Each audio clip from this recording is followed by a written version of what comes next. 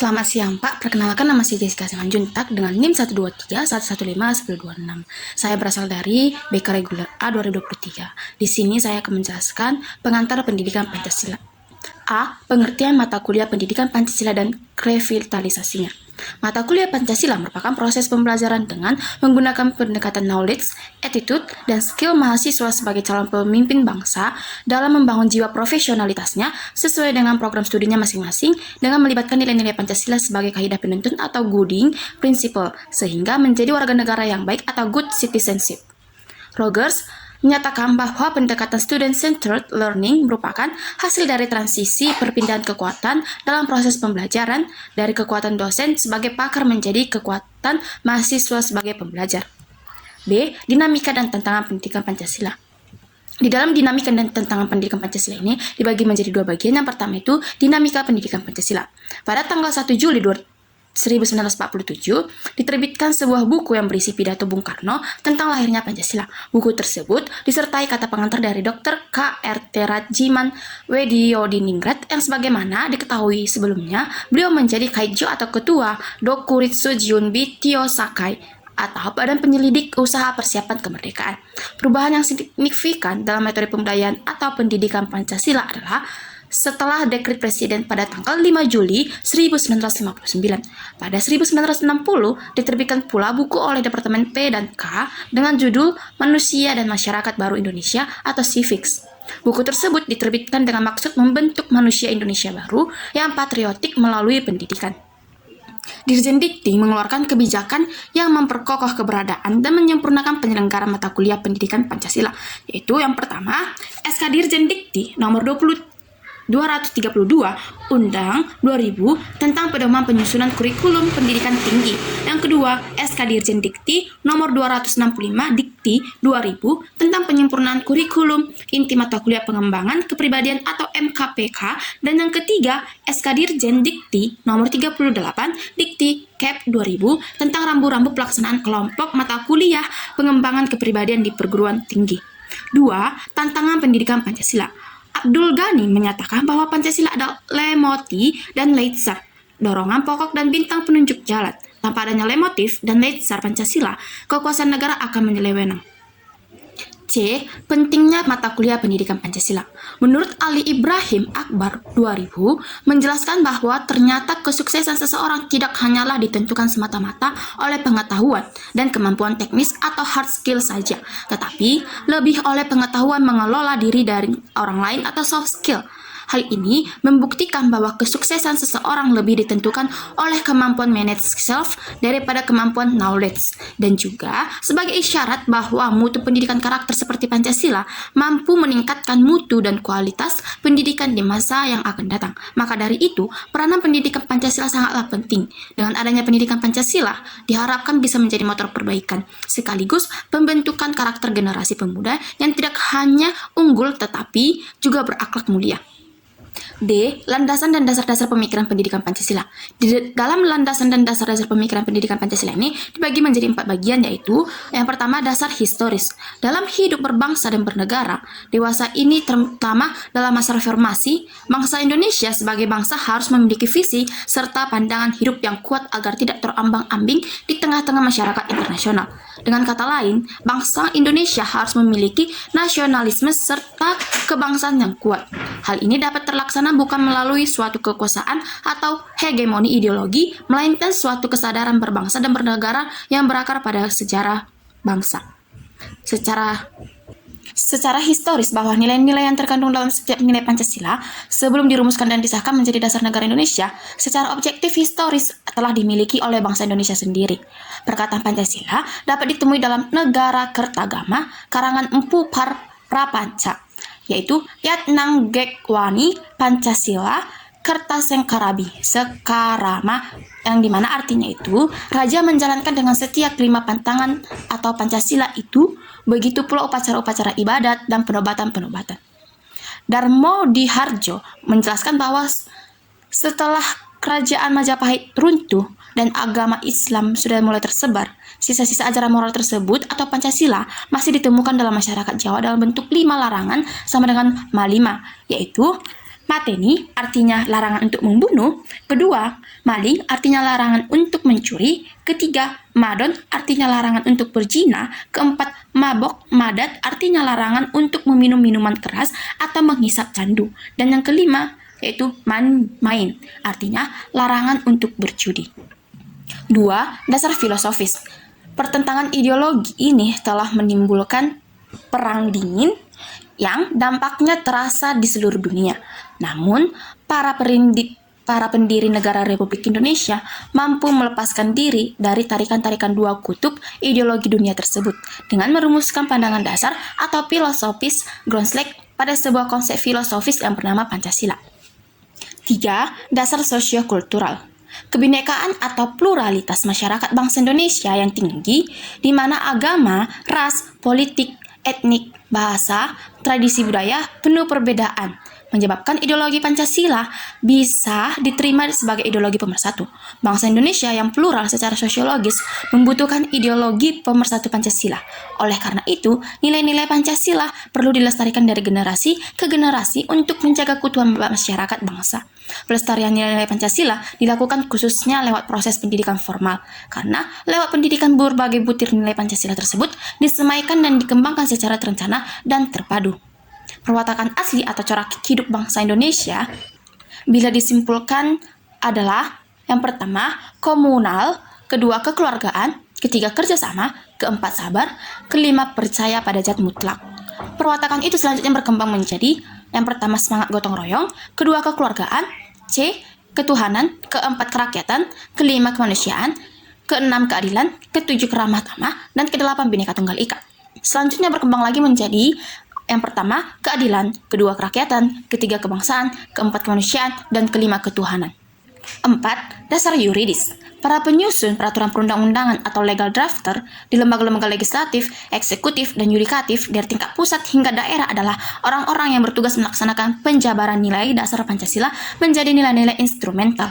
Penyelenggaraan pendidikan Pancasila di perguruan tinggi lebih penting lagi karena perguruan tinggi sebagai agen perubahan yang melahirkan intelektual-intelektual muda yang kelak menjadi tenaga inti pembangunan dan pemegang estafet kepemimpinan bangsa dalam setiap strata lembaga dan badan-badan negara, lembaga-lembaga daerah, lembaga-lembaga infrastruktur politik dan sosial kemasyarakatan, lembaga-lembaga bisnis, dan lain-lainnya.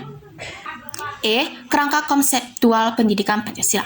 Pendidikan Pancasila sesuai dengan amanat Undang-Undang Nomor 12 Tahun 2012 tentang pendidikan tinggi merupakan mata kuliah yang wajib diselenggarakan secara mandiri di setiap perguruan tinggi pada tingkat diploma dan sarjana. Pendidikan Pancasila adalah bagian dari kelompok mata kuliah wajib umum atau MKWU yang keseluruhannya terdiri atas mata kuliah agama, kewarganegaraan, bahasa Indonesia, dan Pancasila itu sendiri. MKU ini merupakan mata kuliah yang merupakan kurikulum nasional sehingga memiliki visi dan misi terkait dengan fungsi dan tujuan pendidikan nasional itu sendiri. Pendidikan Pancasila dengan demikian bukan hanya merupakan kebutuhan individu sebagai warga negara, tetapi juga merupakan kebutuhan negara. Visi dan misi pendidikan Pancasila. Adapun visi dan misinya yaitu visi pendidikan Pancasila di perguruan tinggi adalah terwujudnya kepribadian sivitas akademika yang bersumber pada nilai-nilai Pancasila. Misi pendidikan Pancasila di perguruan tinggi adalah sebagai berikut. Yang pertama, mengembangkan potensi akademik peserta didik atau misi psikopedagogis. Kedua, menyiapkan peserta didik untuk hidup dan berkehidupan dalam masyarakat, bangsa, dan negara atau misi psikososial. Ketiga, membangun budaya berpancasila sebagai salah satu determinan kehidupan atau misi sosiokultural. Dan yang keempat, mengkaji dan mengembangkan pendidikan Pancasila sebagai sistem pengetahuan terintegrasi atau disiplin ilmu sintetik atau sintetik disiplin atau misi akademik. Tujuan dan capaian penyelenggaraan pembelajaran pendidikan Pancasila. Pendidikan Pancasila sebagai bagian dari pendidikan nasional mempunyai tujuan mempersiapkan mahasiswa sebagai calon sarjana yang berkualitas, berkededikasi tinggi, dan bermartabat agar yang pertama menjadi pribadi yang beriman dan bertakwa kepada Tuhan Yang Maha Esa, kedua sehat jasmani dan rohani, berakhlak mulia, dan berbudi pekerti luhur. 3. Memiliki kepribadian yang mantap, mandiri, dan bertanggung jawab sesuai hati nurani. Keempat, mampu mengikuti perkembangan iptek dan seni. Serta yang kelima, mampu ikut mewujudkan kehidupan yang cerdas dan berkesejahteraan bagi bangsanya. Santoso menjelaskan tujuan penyelenggaraan pendidikan Pancasila di perguruan tinggi adalah untuk yang pertama, memperkuat Pancasila sebagai dasar falsafah negara dan ideologi bangsa melalui revitalisasi nilai-nilai dasar Pancasila sebagai norma dasar kehidupan bermasyarakat, berbangsa, dan bernegara. Kedua, memberikan pemahaman dan penghayatan atas jiwa dan nilai-nilai dasar Pancasila kepada mahasiswa sebagai warga negara Republik Indonesia, serta membimbing untuk dapat menerapkannya dalam kehidupan bermasyarakat, berbangsa, dan bernegara. Ketiga, mempersiapkan mahasiswa agar mampu menganalisis dan mencari solusi terhadap berbagai persoalan kehidupan bermasyarakat, berbangsa, dan bernegara melalui sistem pemikiran yang berdasarkan nilai-nilai Pancasila dan Undang-Undang Dasar Negara Republik Indonesia tahun 1945. Selanjutnya, secara spesifik tujuan pendidikan Pancasila di perguruan tinggi adalah yang pertama, memperkuatkan implementasi Pancasila sebagai dasar falsafah negara dan ideologi bangsa melalui revitalisasi nilai-nilai dasar Pancasila sebagai norma dasar kehidupan bermasyarakat, berbangsa, dan bernegara. Kedua, memberikan pemahaman dan penghayatan atas jiwa dan nilai-nilai dasar Pancasila kepada mahasiswa sebagai warga negara Republik Indonesia, serta membimbing untuk dapat menerapkannya dalam kehidupan bermasyarakat, berbangsa, dan bernegara atau living Pancasila.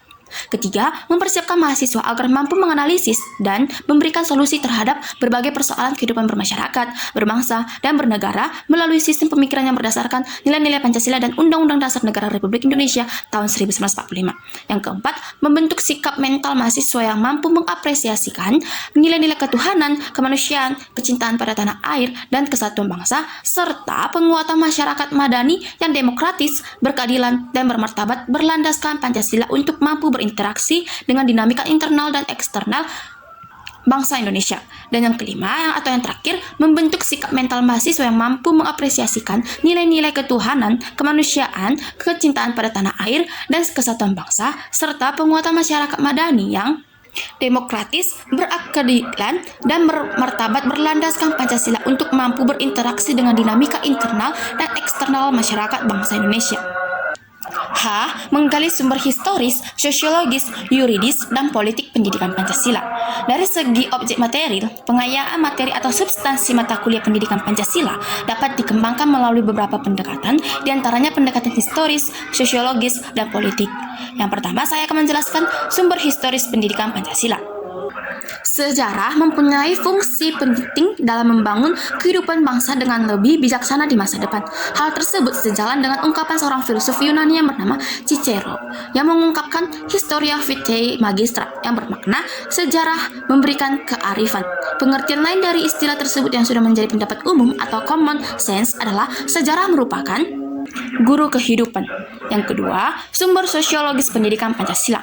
Sukanto menegaskan bahwa dalam perspektif sosiologis, suatu masyarakat pada suatu waktu dan tempat memiliki nilai-nilai yang tertentu. Melalui pendekatan sosiologis ini, kita diharapkan dapat mengkaji struktur sosial, proses sosial, termasuk perubahan-perubahan sosial, dan masalah-masalah sosial yang patut disikapi secara arif dengan menggunakan standar nilai-nilai yang mengacu kepada nilai-nilai Pancasila.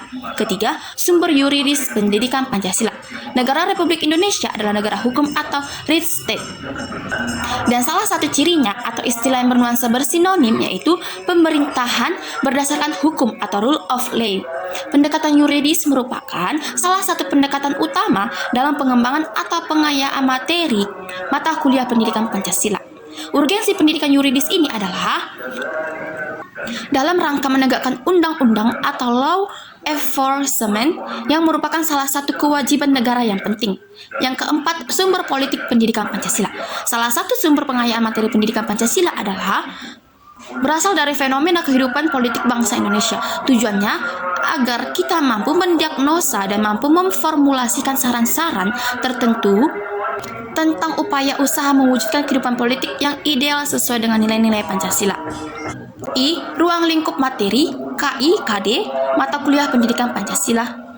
Yang pertama itu desain mata kuliah. Kompetensi inti atau KI merupakan atau kompetensi yang bersifat generik yang isinya merujuk pada esensi tujuan pendidikan nasional dalam Undang-Undang Nomor 23 2003, tujuan dikti dalam Undang-Undang Nomor 12 Tahun 2012, KKNI dalam Permendikbud 73 2013, dan SKL dalam Permendikbud SNPT. Kompetensi inti yang terdiri atas nilai spiritual, nilai sosial, pengetahuan, dan keterampilan berfungsi sebagai organisator mata kuliah wajib umum yang terdiri atas pendidikan agama, Pancasila, kewarganegaraan, dan bahasa Indonesia.